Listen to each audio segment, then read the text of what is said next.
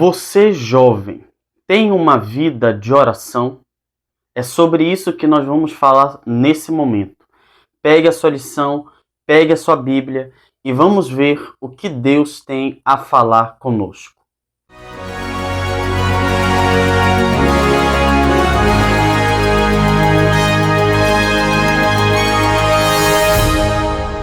Vamos dar início à lição de número 6, que vem com o tema Vida de Oração. E nós vamos estudar um personagem que teve uma vida profunda de oração, que viveu de uma forma mais profunda a prática da oração. Então eu quero nesse momento convidá-lo a abrir a sua Bíblia no livro do profeta Daniel, capítulo 6. Nós iremos ler os versos 6 a 10 e nós veremos como este jovem tinha uma vida de comunhão com Deus. Não esqueça de se inscrever no canal, deixar o seu like e compartilhar com outros jovens que amam estudar a palavra do Senhor. Você já encontrou o texto? Então vejamos o que Deus tem a dizer a nós através deste relato que se encontra no capítulo 6.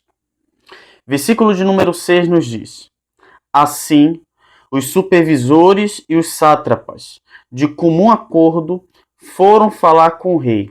Ó rei Dario, vive para sempre. Todos os supervisores reais, os prefeitos, os sátrapas, os conselheiros e os governadores concordaram em que o rei deve emitir um decreto e impor uma proibição, segundo a qual todo aquele que orar a qualquer Deus ou a qualquer homem nos próximos 30 dias, exceto a ti, ó rei, seja atirado na cova dos leões. Agora, ó rei, emite o decreto e assina-o para que não seja alterado, conforme a lei dos medos e dos persas, que não pode ser revogada. Assim, o rei Dario assinou o decreto. Versículo 10. Quando Daniel soube que o decreto tinha sido publicado, foi para casa, para o seu quarto, no andar de cima, cujas janelas davam para Jerusalém, e ali fez o que costumava fazer. 3 vezes por dia ele se ajoelhava e orava, agradecendo ao seu Deus. O contexto do capítulo 6 do livro de Daniel nos relata a fé deste homem. No capítulo 1 e capítulo 2 mostra um jovem que sai da sua terra e cresce em uma terra pagã, cresce na corte babilônica. No capítulo 3 do livro de Daniel, trata acerca da fé manifestada pelos seus 3 amigos, Misael, Ananias e Azarias, conhecidos como Sadraque, Mesaque e Abidnego. No capítulo 4, mostra Nabucodonosor tendo um sonho, pelo qual iria ali se cumprir quando ele se tornaria um animal, e depois de algum tempo ele iria se render ao Deus de Israel. No capítulo 5, mostra que o neto de Nabucodonosor não aprendeu com os erros do seu avô e cometeu. Logo, o juízo de Deus o cercou aquele homem, o neto de Nabucodonosor, e ele teve a sua vida ceifada.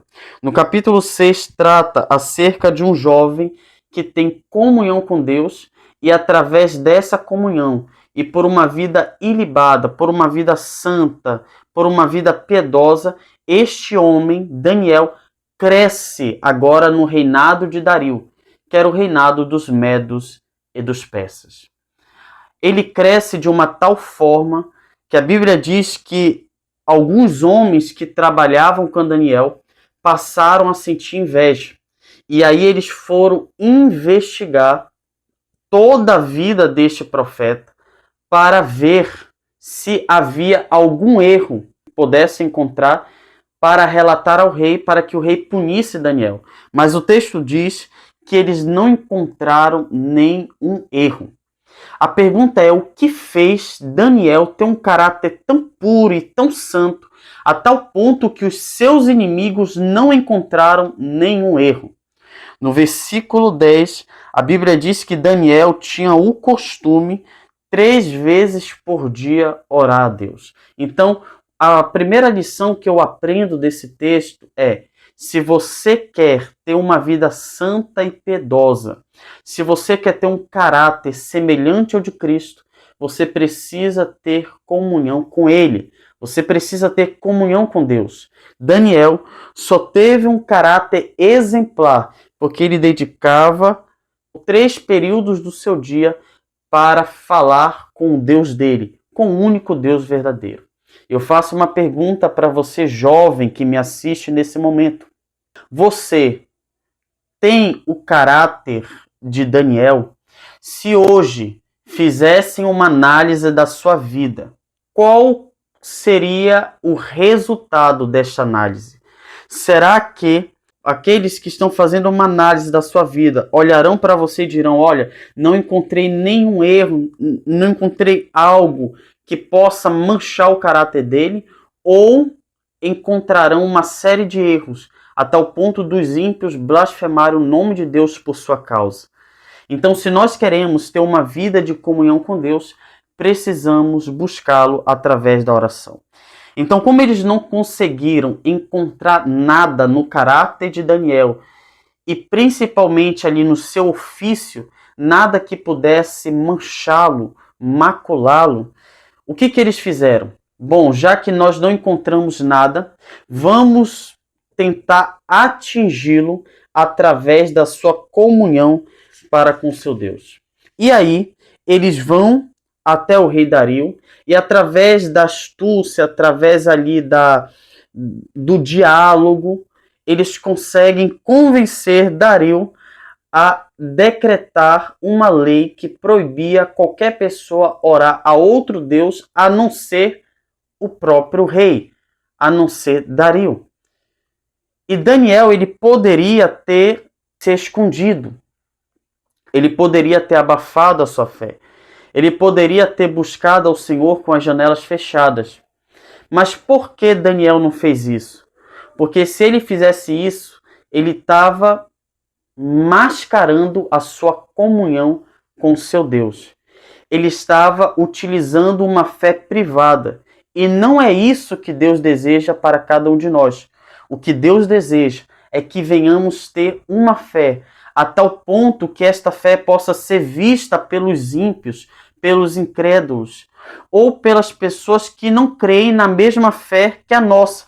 Se Daniel tivesse buscado o seu Deus escondido, ele seria um covarde. E qual foi o resultado? Ele foi lançado na cova dos leões. Deus o livrou de ser devorado por leões. E a partir do exemplo de Daniel, Dario proclama o nome de Yahweh, o nome de Adonai, em todo o reino, a tal ponto que ele vai dizer que todos deveriam adorar o Deus de Daniel. Então, o que nós precisamos fazer como jovens? Qual deve ser a nossa atitude? Qual deve ser o nosso comportamento? É ter uma vida profunda de oração. É buscar a Deus através da oração.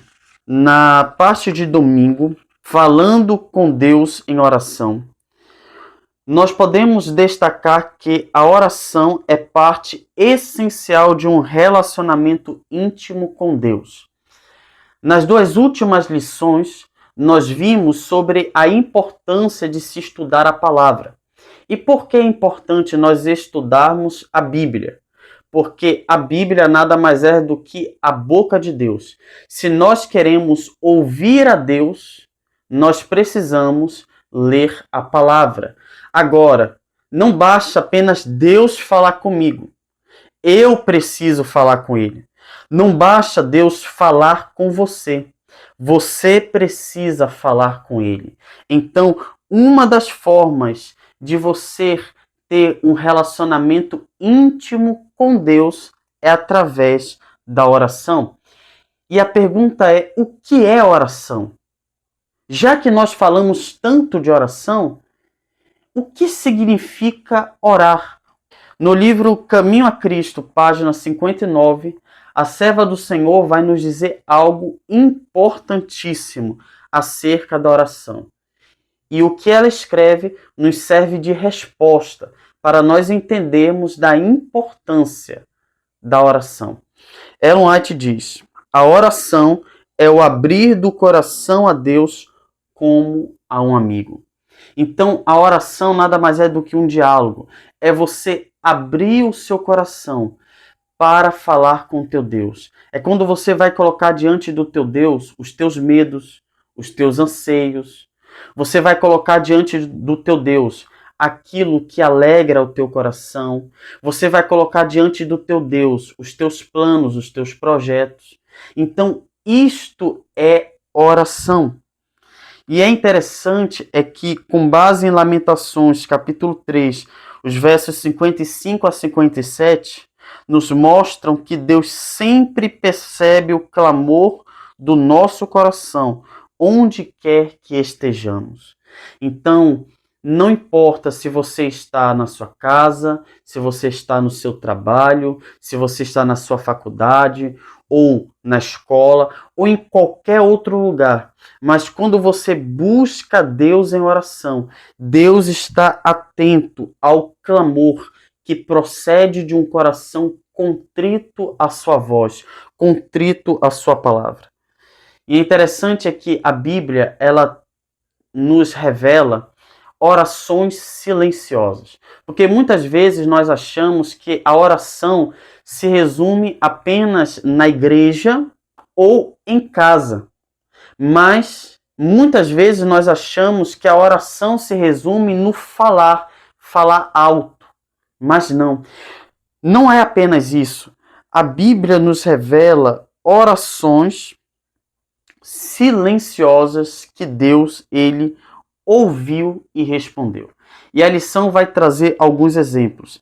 Ela vai trazer o exemplo de Eliezer, enquanto ele buscava uma esposa para Isaac. Você pode ver isso em Gênesis capítulo 24, versículos 10 a 14.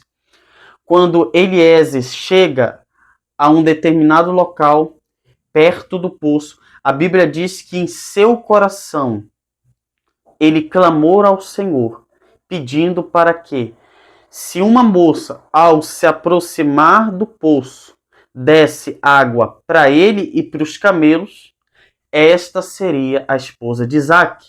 E Deus ouviu esta oração. Outro exemplo que a lição enfatiza é o exemplo de Ana. Ana estava angustiada e ela foi até o santuário que se encontrava na cidade de Siló.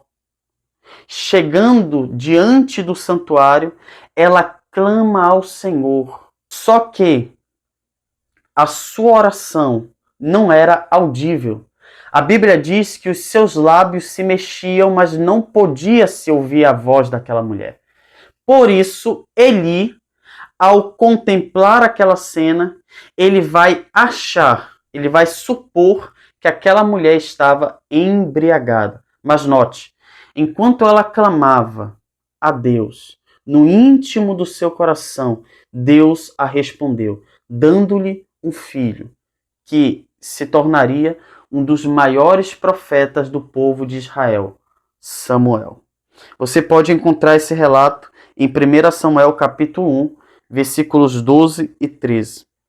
E também nós temos o exemplo de Neemias. A Bíblia diz no capítulo 1 que quando Neemias estava ali na corte real de Artaxerxes, ele recebe os seus irmãos israelitas e ele ouve falar que em Jerusalém os muros da cidade estavam todos destruídos. Jerusalém não estava protegida. E a Bíblia diz, no capítulo 1, que Neemias, ele se humilha diante de Deus, ele se entristece ao saber da condição que Israel se encontrava, que a cidade de Jerusalém se encontrava? Ela se encontrava em ruínas. Então, no capítulo 2, ele procura uma maneira de pedir para o rei Artaxerxes uma autorização para retornar à sua terra, para construir os muros de Jerusalém. E quando Artaxerxes percebe que Neemias está angustiado e triste, e ele pergunta: por que você está tão triste? A Bíblia diz que Neemias, ele ora a Deus pedindo ajuda. E Deus ouve a oração deste homem. Mas é claro que também Deus aceita orações em voz audível. E muitas dessas orações marcaram Jesus. E não apenas Jesus, mas também os seus discípulos. Lucas capítulo 11, versículo 1 diz que após a oração de Jesus em particular, um dos discípulos se aproximou de Jesus e fez um pedido: mestre, ensina-nos a orar. Para o discípulo ter feito esse pedido, deduzimos que ele escutou a oração de Jesus, ele ouviu a oração do mestre e ele ficou impactado, impressionado por causa das palavras que saíram da boca de Jesus. Então, o que nós podemos perceber é que falar com Deus nada mais é do que um estilo de vida. Deve fazer parte da nossa rotina. Sempre orar, estar em comunhão com Deus. Indo para a parte de segunda-feira, a fidelidade de Daniel, nós abordamos logo no início, após a leitura do texto. É fato que Daniel, ele só foi fiel. Por quê? Porque ele buscava o Senhor. E se nós queremos ser fiéis a Deus, precisamos buscar o Senhor. Vejamos algumas qualidades desse jovem, deste homem chamado Daniel. É interessante que a Bíblia afirma que Daniel era sábio. A Bíblia também afirma que o Espírito de Deus estava nele. Daniel capítulo 2 nos mostra um jovem que, em meio às circunstâncias, ele busca a Deus em oração. A pergunta que eu faço para você, jovem, é: quando as coisas de ruim acontecem com você, você tem um costume de buscar a Deus? Quando você está diante de uma situação que requer uma decisão, você busca a Deus através da oração?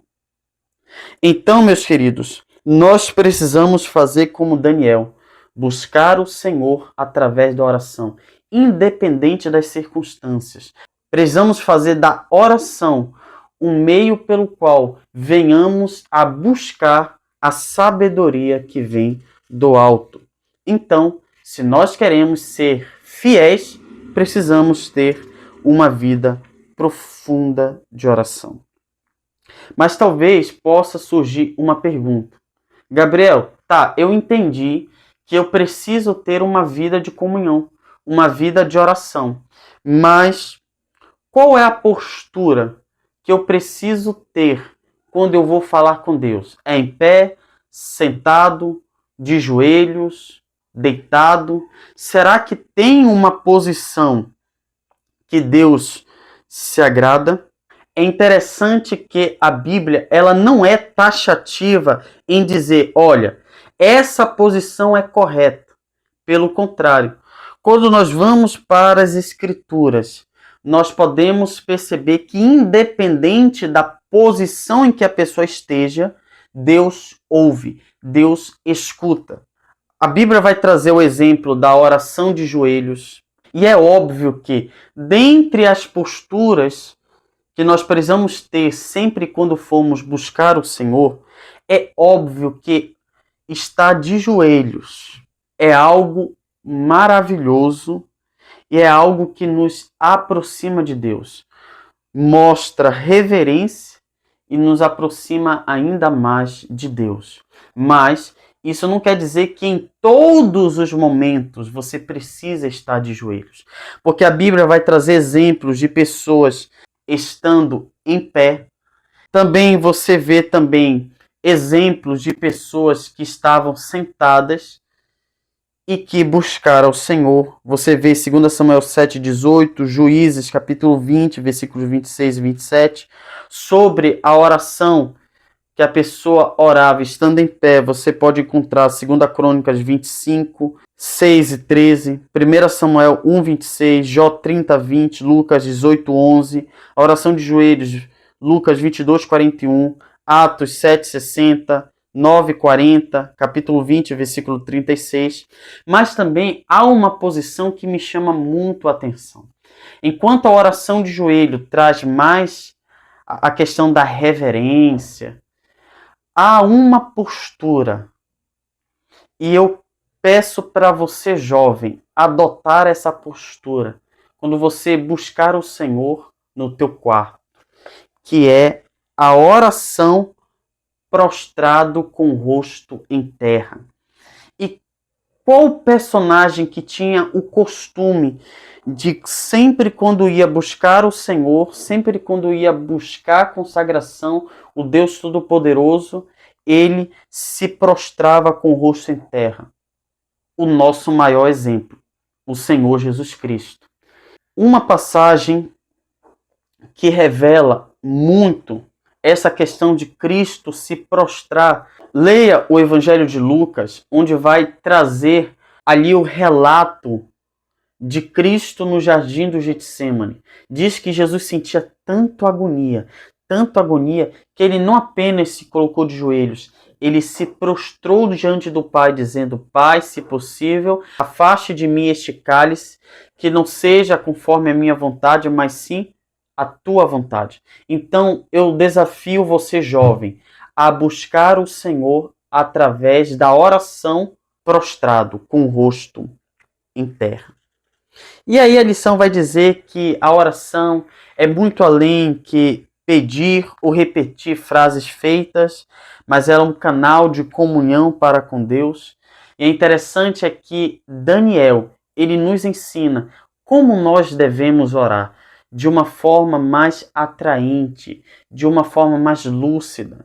Porque muitas vezes as pessoas fazem da oração como algo enfadonho, algo de tristeza, ou algo forçado. A Bíblia diz que Daniel, ele falava, mas também louvava. E uma dica muito interessante, que é a oração embasada na Bíblia. Você ler o texto e com base no texto que você leu, você vai fazer uma oração por cima desse texto. Você entendeu? Então, um exemplo. João 3,16. Porque Deus amou o mundo de tal maneira que deu seu Filho unigênito para que todo que nele crer não pereça, mas tenha a vida eterna. Como utilizar esse texto para minha devoção, para minha comunhão para com Deus? É você dizer o seguinte: Senhor, eu quero te louvar, porque o Senhor me amou de uma tal forma, de algo que eu não consigo explicar. Faltam-me palavras para expressar este teu grande, imenso e maravilhoso amor que o Senhor deu, o seu único filho, para morrer em meu lugar. Senhor, se fosse eu não teria essa coragem. Olhando para mim, para os meus defeitos de caráter, eu não teria coragem de dar o meu filho para morrer no meu lugar. Mas muito obrigado, Pai, porque o teu amor não é como o meu amor. O teu amor está acima de todo e qualquer entendimento humano. E foi por isso que eu posso ser salvo. Senhor, eu aproveito também nesse momento para agradecer, Pai, o teu Filho. Ó Senhor Jesus Cristo, muito obrigado, porque o Senhor aceitou se oferecer para morrer no meu lugar. E aí você vai detalhando. E com base nisso, Pai, eu quero entregar a minha vida, porque nesse texto há uma promessa, que todo que nele crê não pereça, mas alcançará a vida eterna. Então, Pai, eu quero depositar a minha fé no Teu Filho para alcançar algo que não pode ser alcançado por minhas obras, mas sim através do Teu Filho, através dos méritos do Teu Filho. do sacrifício que o teu filho fez na cruz pelos meus pecados. Então, isto nada mais é do que oração. E quando você perceber, você vai ter passado horas e horas na presença de Deus. Jesus nos ensina como devemos orar da maneira correta. E é isto que a lição de quinta-feira quer nos passar. Jesus nos ensina a orar. E como ele nos ensinou a orar? Através da oração do Pai Nosso. E aí a lição vai destacar alguns aspectos desta oração. E eu quero ler com vocês esses aspectos. Primeiro, então, Pai Nosso que está nos céus, reconhecemos nosso relacionamento pessoal com aquele que é o Pai de todos nós. Santificado seja o teu nome. Expressamos reverência e respeito diante da santidade de Deus. Venha o teu reino. Ansiamos pela volta de Cristo e pelo habitar do Espírito Santo em nós, até que isso aconteça. Seja feita a tua vontade, assim na terra como no céu. Nos entregamos a Deus e oramos para que sua vontade seja feita em nossa vida, confiando que Ele sabe o que é melhor para nós e não apenas pedimos aquilo que queremos. O pão nosso de cada dia nos dá hoje. Pedimos o sustento necessário, tanto físico quanto espiritual. Perdoa-nos as nossas dívidas, assim como nós perdoamos aos nossos devedores.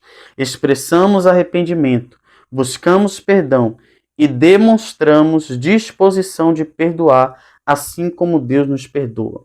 Não nos deixes cair em tentação, mas livra-nos do mal. Suplicamos proteção e abrigo contra o mal que existe neste mundo. Pois teu é o reino, o poder e a glória para sempre. Amém. Reconhecemos que tudo o que somos, temos e fazemos pertence a Deus. Somente Ele merece a glória e o louvor. Isto é a oração do Pai Nosso. A oração do Pai Nosso é mais do que uma repetição. Eu sempre tenho um costume, isso aqui é algo particular, mas é um costume que eu tenho. Após o meu diálogo com Deus, eu encerro fazendo a oração do Pai Nosso. É algo que eu tenho comigo. É para você praticar? Sim ou não, mas é algo que eu faço. Mas a oração do Pai Nosso nos serve mais do que reza. Nada mais é do que um parâmetro que nos ensina como deve ser a nossa oração. E eu quero aproveitar esse momento para dizer o seguinte. Há pessoas que dizem, olha, você não precisa fazer da oração apenas um pedir, mas você tem que agradecer. Isso está correto. É óbvio que a oração serve como um veículo pelo qual você vai agradecer a Deus. Mas eu faço uma pergunta. A oração do Pai Nosso tem mais pedidos ou mais agradecimentos? Mais pedidos. Venha o teu reino. Seja feita a tua vontade. Perdoa as nossas transgressões. Dai-nos o pão de cada dia. Entendeu? Então, a oração do Pai Nosso tem mais pedidos do que agradecimentos. Por quê? Porque Deus se alegra, diz a serva do Senhor, que Deus se alegra quando nós pedimos. Porque quando nós pedimos, nós demonstramos a Deus que nós desejamos algo dele e que nós, por nós mesmos, não temos condições de adquirir, a não ser que ele nos entregue. Então a oração do Pai Nosso é rico em ensinamentos e nos ensina qual deve ser o rumo da nossa oração. É por isso que fica um apelo para mim e para você, jovem. Faça da oração um estilo de vida e passe tempo na presença de Deus. É você dizer, Senhor, eu abro mão de tudo para desfrutar da tua presença. Eu quero encerrar lendo o texto do Espírito de Profecia, vai aparecer aí na tela. A serva do Senhor diz: entregue a ele todas as coisas que perturbam sua mente. Nada é grande demais para ele suportar, pois é ele quem mantém os mundos e governa o universo. Nenhuma calamidade poderá sobrevir ao mais humilde de seus filhos. ansiedade alguma que lhe perturbe a alma, nenhuma alegria que possa ter, nenhuma oração sincera que lhe escape dos lábios, sem que seja observada pelo Pai Celestial, ou sem que lhe desperte imediato interesse. Meus queridos, não há nada demais, não há nada grande que ele não possa suportar. Ele está disposto, falando de Deus, ele está disposto a ouvir a nossa oração e responder, não conforme o meu querer, mas no tempo predeterminado por ele. Vamos orar? Senhor Deus e Pai, ajuda-nos a ter uma vida profunda de oração. Precisamos crescer cada dia mais no conhecimento de Ti. E que possamos, Senhor, sentir a alegria de estar na Tua presença e desfrutar ainda mais dos Teus ensinamentos. Esteja com este jovem que ora comigo. Desperta, Senhor, para que ele venha ter uma vida profunda de oração. Eu lhe peço, em nome de Jesus. Amém. Que Deus te abençoe, meu jovem. Eu te espero no próximo estudo da lição da Escola Sabatina, que vem com o tema geral: conexão, fortaleça seu relacionamento com Deus.